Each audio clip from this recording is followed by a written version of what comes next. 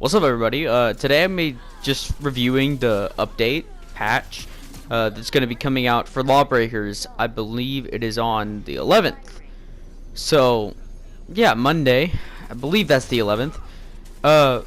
Will be when this comes out, and I will not be here to personally play the update on release.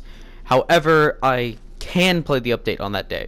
So I'm gonna be real quickly just going over the patch notes and just telling you guys what I think of them and what I think they should do in the next patch.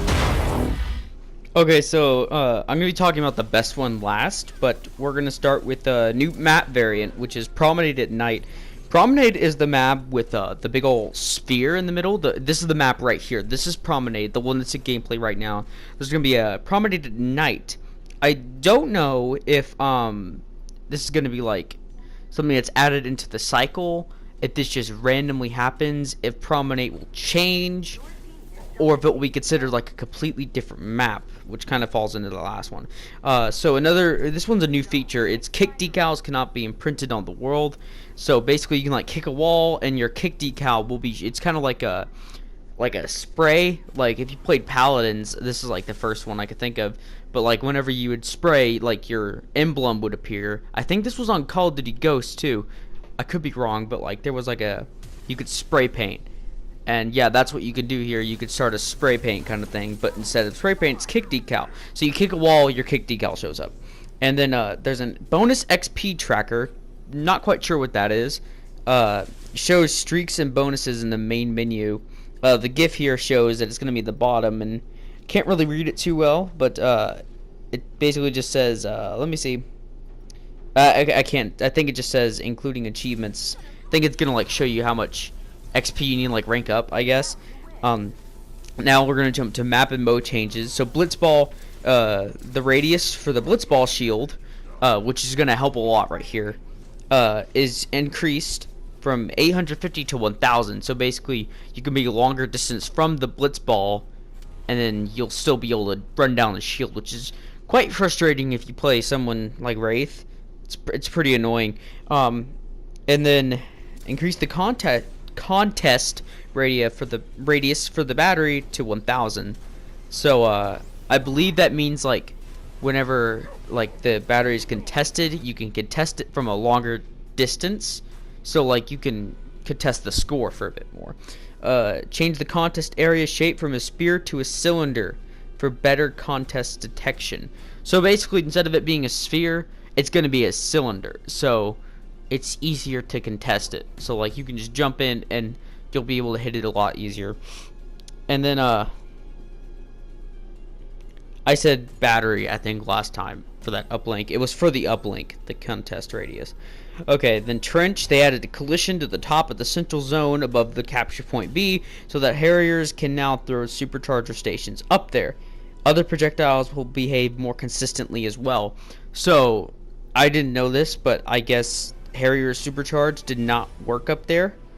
I guess they couldn't throw them up there. Well, now you can. So if you play Harrier, that's a cool thing. And then projectiles, I'm assuming that means like I'm not sure what it means by projectiles. It probably means like rockets. I didn't think they behaved non-consistently. But anyway, continuing, the Deadzo portrait icon now shows correct silver images and menus in a game. I think that means the portrait. I could be wrong. I'm not 100% sure on that. And then this is an issue that I thought it was hilarious, but I didn't think that they needed to fix it. I thought they needed to fix it. Was where the camera would detach from the ragdoll. So like if you ever played this game and you got killed and you notice like the ragdoll would just kind of fall off the screen, that was actually pretty hilarious to me. Like just to watch like the ragdoll fall, but you weren't attached to it. It was pretty entertaining.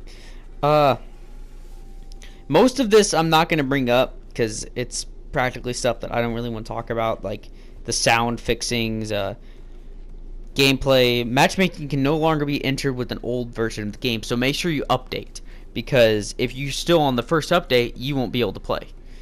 I think that's about it. Yeah, I believe that's it. That's all I'm going to talk about, at least. Mostly it's visual stuff. Uh, they added tutorials. I think they already did this to PlayStation, but I know they've had it on PC.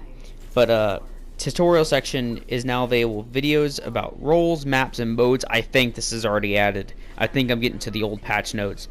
Let me just scan through here, and I think this is all the. Oh yeah, match leavers. Okay, this is a new one. Match leavers will automatically receive a D grade for the matches they abandon. So basically, if you leave a match, you'll get a D grade. That can really impact your overall grade. Update available notification for PS4 and Steam. That's pretty cool. So now you know when there's an update. So now I'm gonna talk about the thing that I wanted to talk about. Role limits. Oh my god, guys, this is amazing because I've been waiting for this for so long. Okay, I think a few of these games in this gameplay, I believe this game right here, there are 3 assassins on the enemy team. That's annoying whenever you run into like all these assassins or all these, and they're usually roles that I despise, like Harrier, Vanguard, and Assassin. Yet there are 3 assassins up there. I'll circle them for you. But yeah, there's 3 assassins on the enemy team, and that's really annoying. I don't know if that's just me, but the role limit is now 2. That's really good. That really is. I've been waiting for this for so long, guys. I've been just like waiting very patiently for this. This is supposed to prepare for the competitive play, which is coming out sometime this month. Boss leagues. I think it's competitive data. It's like esports. I'm not quite sure, but yeah, that's coming out later this month, and I think this is preparing the people who want to play competitive play for it. I'm glad they did this. I really am, because this is annoying. And but I do think that 2 is too many for certain roles.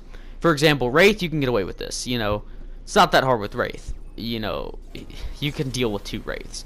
But whenever there's 2 Juggernauts on the enemy team and you're playing, Blitzball, it's really difficult to get the scores, and the game goes by really, really, really slow. I hate it. So that's kind of my complaint there. I think that they should make it to where this might be in competitive play. You never know. Where like instead of having 2 Juggernauts, like a roll limit for 2 on Juggernaut, they could have a roll limit of 1. Same thing with Titan. Gunslinger, kind of. Gunslinger you can work with it. It can be dealt with. But whenever there's like they're all activating their ult at the same time, it's like impossible. Especially in games where everything matters. So honestly, I feel like that they could have done this better. And now I'm going to talk about what I think they need to add. First of all, they need the new maps to come out. The maps are slowly getting stale. However, I like how there's a constant shuffle of game modes. That makes it to where, there's always a variety, and that's what I like. But I feel like that they need to have a playlist of Blitzball, of this, of that. But they need to do that when they have more maps. There's only like 5 maps currently, which is not a lot. But the fact that there's like 4 or 5 game modes being shuffled around makes it to where it's okay.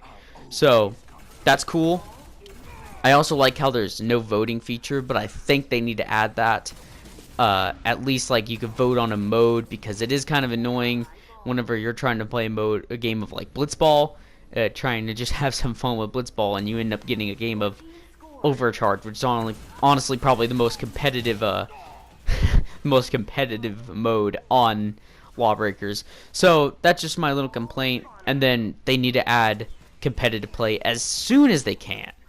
Like, as soon as they can. Because honestly, it's really frustrating to get matched up against people who are your skill level, but your team is way too bad to go against them. So you're having to support crazy, and whenever the entire enemy team is basically like going up against 5 U's who are dominating your team, who are dominating the objective, it's not fun at all. So they need to add that already. So yeah, I'm gonna end the video here. Just yeah, so this is gonna be probably my Saturday upload. Usually is probably gonna be a longer upload than my Thursday and Monday uploads. So I thought I should bring that up. So expect to see like 10-minute uploads here, and then like 4 or 5-minute uploads on Mondays. So yeah, I will see you guys Monday.